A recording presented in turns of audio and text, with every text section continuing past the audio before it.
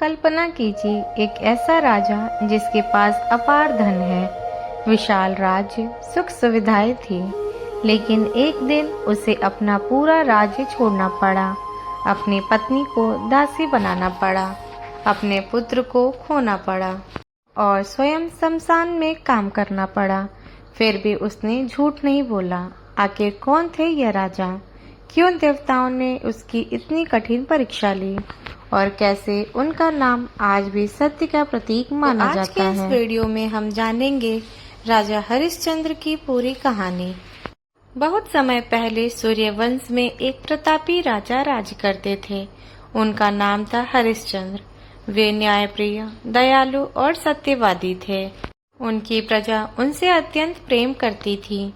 राजा हरिश्चंद्र का एक ही सिद्धांत था, चाहे कुछ भी हो जाए, मैं सत्य का साथ कभी नहीं छोड़ूंगा।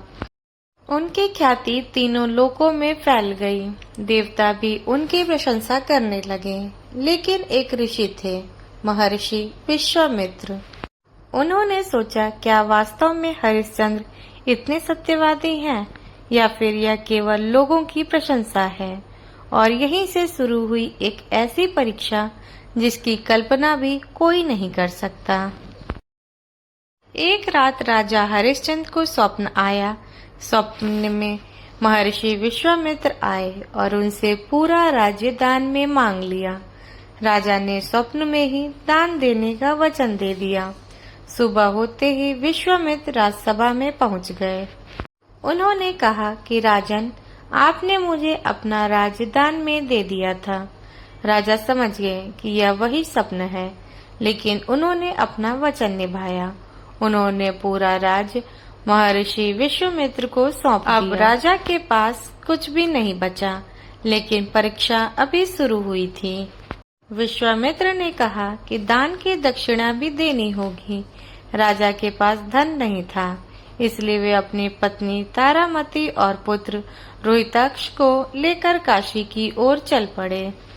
वहां उन्होंने अपनी पत्नी और पुत्र को एक ब्राह्मण के हाथ बेच दिया। तारामती दासी बन गई, राजकुमार रोहिताक्ष सेवक बन गए। यह दृश्य देखकर भी हरिश्चंद्र का सत्य नहीं डिगा। इसके बाद राजा ने स्वयं को एक चांडाल को बेच दिया। अब वे शमशान घाट पर कर वसूलने का कार्य करने लगा। जो व्यक्ति कभी महान सम्राट था, वह अब शमशान में काम कर रहा था, लेकिन उसने सत्य का मार्ग नहीं छोड़ा। दिन बीतते गए, लेकिन कष्ट बढ़ते गए, लेकिन हरिश्चंद्र अपने वचन पर अडिग रहे। एक दिन तारामती अपने मृत पुत्र रोहिताक्ष का शरीर लेकर शमशान पहुंची। उन्हें सांप ने डस लिया था। तारामती रो रही थी, लेकिन हरिश्चंद्र ने नियम के अनुसार कहा, शमशान कर दिए बिना अंतिम संस्कार नहीं हो सकता। तारामती के पास कुछ नहीं था। उन्होंने अपनी साड़ी का आधा भाग देने की बात कही। कल्पना कीजिए, एक पिता अपने मृत पुत्र के सामने खड़ा है।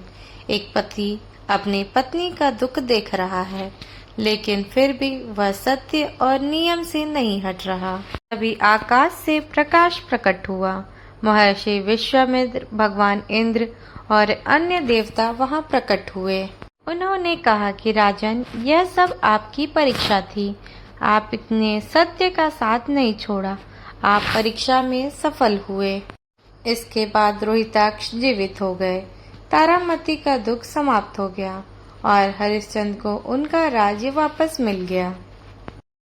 तो दोस्तों, राजा हरिश्चंद्र की कहानी हमें यह सिखाती है कि सत्य का मार्ग आसान नहीं होता। कई बार जीवन में कठिन परिस्थितियां आती हैं, लेकिन जो व्यक्ति सत्य और धर्म का साथ नहीं छोड़ता, अंततः विजय उसी की होती है। यही कारण है कि हजारों वर्ष बीत जाने के बाद भी राजा हरिश्चंद्र का नाम श्रद्धा से लिया जाता है। तो दोस्तों, आज के समय में अगर कोई व्यक्ति एक दिन भी पूरी तरह सत्य बोलने का संकल्प ले ले, तो उसे कितनी कठिनाइयों का सामना करना पड़ सकता है। तो कल्पना कीजिए, राजा हरिश्चंद्र ने केवल एक दिन नहीं, बल्कि 1 महीने नहीं, बल्कि जीवन के सबसे कठिन दौर में भी सत्य का साथ नहीं छोड़ा। उनके सामने धन और सत्य में से एक को चुनने का अवसर था। उन्होंने सत्य चुना। उनके सामने परिवार और सत्य में से एक को चुनने का अवसर आया, लेकिन फिर भी उन्होंने सत्य को ही चुना। उन्हें सत्य का सूर्य कहा जाता है। तो दोस्तों, बहुत से लोग यह प्रश्न पूछते हैं कि राजा हरिश्चंद्र वास्तव में थे। धार्मिक ग्रंथों में उनका उल्लेख मिलता है। रामायण और पुराणों में भी उनका वर्णन किया गया है। भारत के कई प्राचीन नाटकों, लोक कथाओं और भजनों में भी उनकी कथा सुनाई जाती है। चाहे कोई इस कथा को ऐतिहासिक माने या प्रेरणादायक आख्यान, लेकिन इसमें छिपी सीख आज भी उतनी ही महत्वपूर्ण है। तो दोस्तों, जब हरिश्चंद्र राजा शमशान में खड़े थे, उनके सामने उनके मित्र पुत्र थे। पास में रोती हुई पत्नी थी। जेब में एक भी सिक्का नहीं था और जीवन में केवल दुख ही दुख दिखाई दे रहा था। तब भी उन्होंने भगवान से शिकायत नहीं की। उन्होंने अपने भाग्य को दोष नहीं दिया। उन्होंने केवल अपना धर्म निभाया। उन्होंने अपने भाग्य को दोष नहीं दिया और शायद यही किसी महान व्यक्ति की पहचान होती है। वह परिस्थितियों से नहीं टूटता, बल्कि परिस्थितियों को अपने चरित्र की शक्ति दिखाता है। तो दोस्तों, राजा हरिश्चंद्र की कहानी केवल एक राजा की कहानी नहीं है।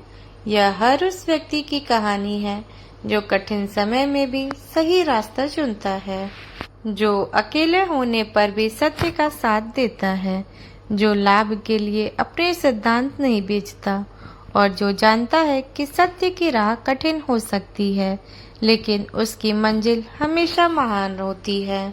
तो दोस्तों, याद रखिए, झूठ कुछ समय के लिए जीत सकता है, लेकिन सत्य की हार कभी नहीं होती। अगर आज भी दुनिया राजा हरिश्चंद्र को याद करती है, तो उनकी ताकत उनके महल, सेना या धन में नहीं थी। उनकी ताकत उनके चरित्र में थी और चरित्र ही मनुष्य की सबसे बड़ी संपत्ति है। तो दोस्तों, राजा हरिश्चंद्र जी की कहानी हमें यह सिखाती है कि जीवन में चाहे कितनी भी कठिनाइयां क्यों ना आए, सत्य और धर्म का मार्ग कभी नहीं छोड़ना चाहिए। धन, पद और शक्ति समय के साथ समाप्त हो सकते हैं, लेकिन एक अच्छा चरित्र और सच्चाई की पहचान हमेशा अमर रहती है। इसीलिए हजारों वर्षों बाद भी दुनिया राजा हरिश्चंद्र को याद करती है। अगर आपको यह कथा पसंद आई हो, तो इससे कुछ सीखने को मिला हो, तो वीडियो को लाइक जरूर करें, चैनल को सब्सक्राइब करें और बेल आइकन प्रेस करना ना भूलें। और इसी तरह कथाएं, रहस्यमयी इतिहास और सनातन धर्म से जुड़ी रोचक जानकारियां मिलती रहेंगी। तो आप कमेंट में जरूर बताइए कि अगर आप राजा हरिश्चंद्र जी की जगह होते तो क्या सत्य के लिए इतना बड़ा त्याग कर पाते? आपकी राय का इंतजार रहेगा। मैं आपसे फिर मिलूंगी एक नई पौराणिक कथा, एक नए रहस्य और एक नई सीख के साथ। तब तक के लिए अपना और अपने परिवार का ध्यान रखिएगा।